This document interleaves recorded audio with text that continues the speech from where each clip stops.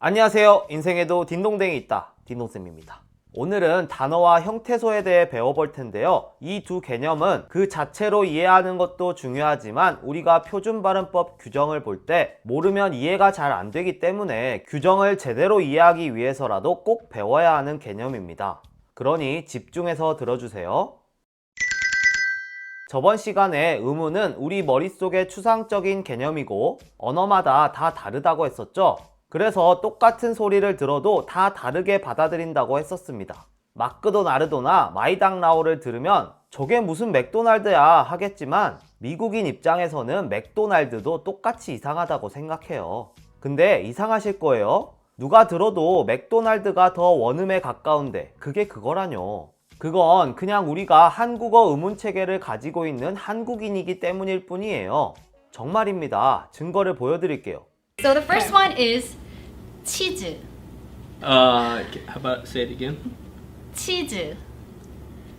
I think you're saying Shih Tzu, which is a type of dog. Oh, 시추?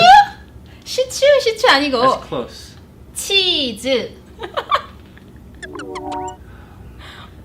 Or If maybe they laugh, it's not TTU. making fun of Korean. They're just like in we have awe. no idea. Yeah, I have nothing. That doesn't sound like any English. It kind of word to sounds me. like cheese. It is. Good How job. did you Okay, get that? Marian got one. There's 1 point for me. Okay. Calcium. Mushroom. cashew. No. Good guesses. Calcium. Cushion. One more time. Calcium. I don't know. Calcium. Car? No. I heard that part. The car at the beginning with zoom at the end. Calcium. Cars go zoom. Calcium.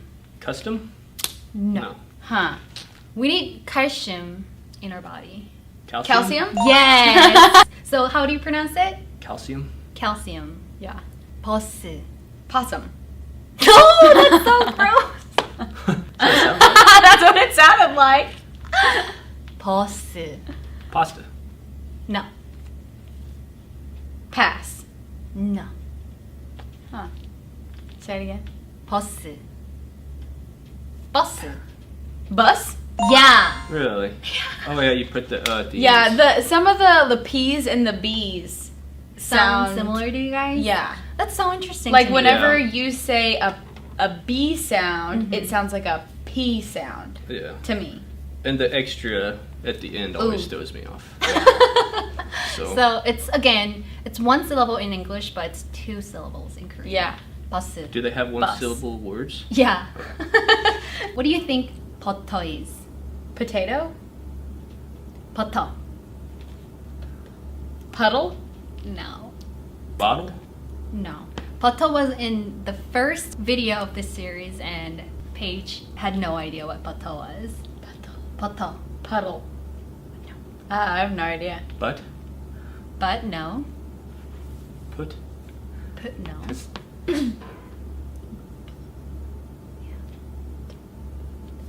I don't know. Butter. Oh. Say Oh. that again? Butter. Oh, nope. Doesn't sound like butter. No. Because it's a British. British again Oh. Yeah. instead That's- of buh. That's so interesting. Yeah, so you kept saying puddle. 너무나 명백해 보이는 치즈나 버스도 어때요? 못 알아듣죠? 그렇다니깐요. 우리는 나름 비슷하게 발음한다고 생각하지만 이미 한국어의 의문체계로 한번 걸러져서 나온 거예요. 그래서 못 알아듣는 거죠. 이해됐나요? 그럼 의문보다 조금 더 큰 개념인 형태소와 단어에 대해 살펴봅시다. 먼저 단어부터 볼게요. 단어는 처음 들어본 사람은 없을 거예요. 그런데 단어가 뭐냐고 물어보면 막상 뭐라고 대답해야 할지 모르죠. 단어는 홀로 쓰일 수 있는 가장 작은 말의 단위예요.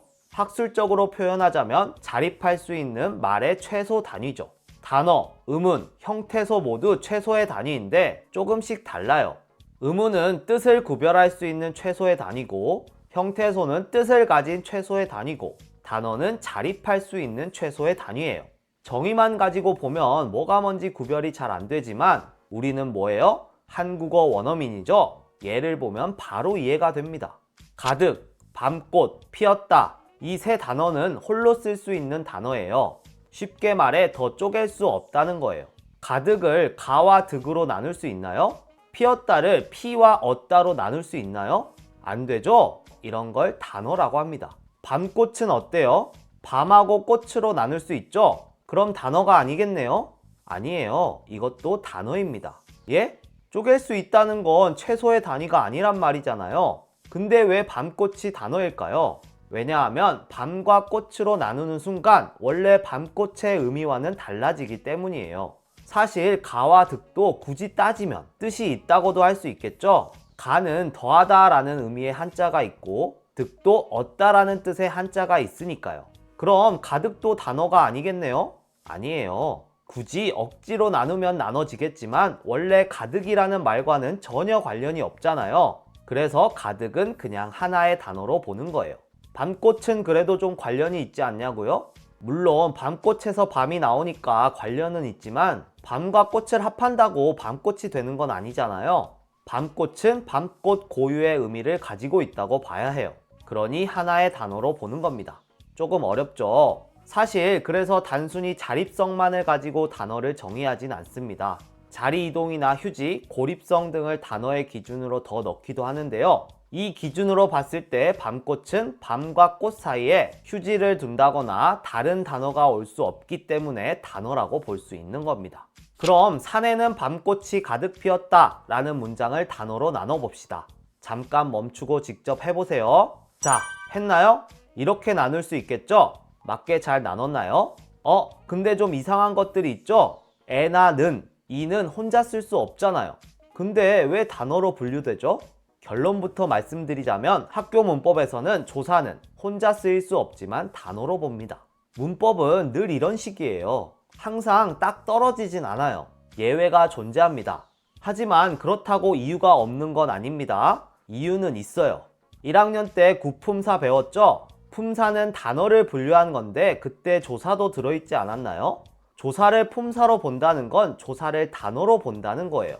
그 체계를 따르는 학교 문법에서는 그 일관성을 유지하려면 조사를 단어로 볼 수밖에 없어요.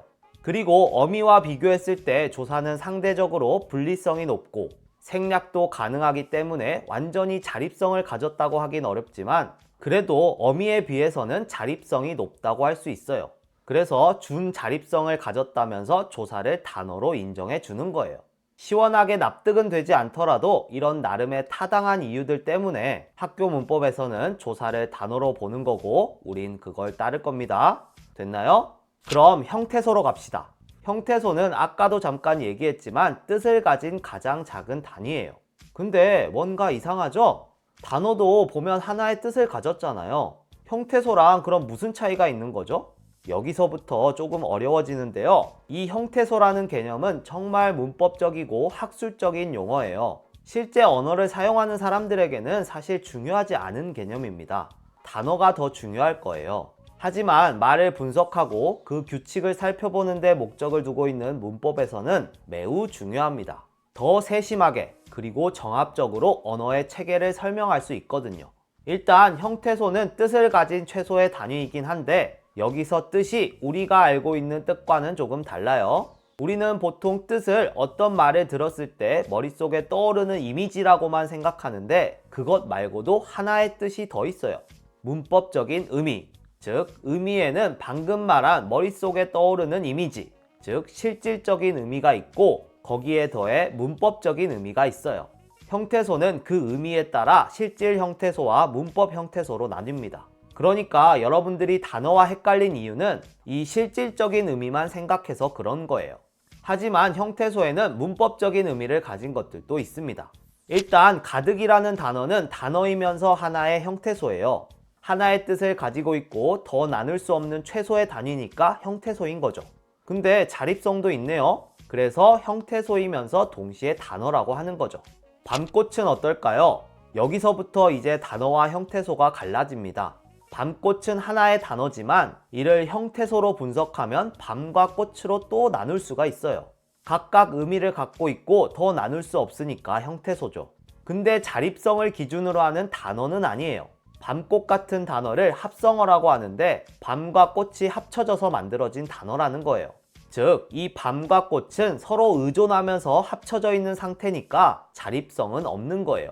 물론 형태소로 나눠지긴 하지만 각각을 문장에서 쓴다면 원래의 밤꽃과 의미가 달라지기 때문에 각각을 단어로 볼 수는 없습니다. 밤꽃 자체만 하나의 단어로 봐야 하는 거예요. 밤과 꽃은 그걸 이루는 각각의 형태소로 보는 거고요. 이해됐나요? 또 가봅시다. 피었다라는 단어는 피와 엇과 다로 쪼갤 수 있어요. 즉, 형태소로 나누면 피, 엇, 다가 각각 하나의 형태소인 거죠. 여기서 질문이 나와야겠죠? 여기서 뜻을 가진 말이라고 하면 피다의 피 정도인데 엇과 다는 왜 형태소로 분류되나요? 이 질문이 머릿속에 떠올랐다면 여러분은 아주 잘 따라오고 있는 겁니다. 안 떠올랐다면 다시 앞으로 가서 듣고 오세요. 아까 뜻, 의미에는 두 가지 종류가 있다고 했었죠? 기억나나요? 실질적인 의미와 문법적인 의미. 실질적인 의미는 쉬워요. 우리가 알고 있는 그 의미예요. 이 경우 피다의 피 정도만 그 의미를 가져요. 그럼 엇과 다는 어떤 의미를 갖겠어요? 그렇죠. 문법적인 의미를 가집니다. 문법적인 의미라고 하면 예를 들어 이런 거예요. 엇은 과거를 나타낼 때 주로 쓰는 말이죠. 그래서 엇 같은 경우 과거라는 문법적 의미를 갖는다고 얘기해요.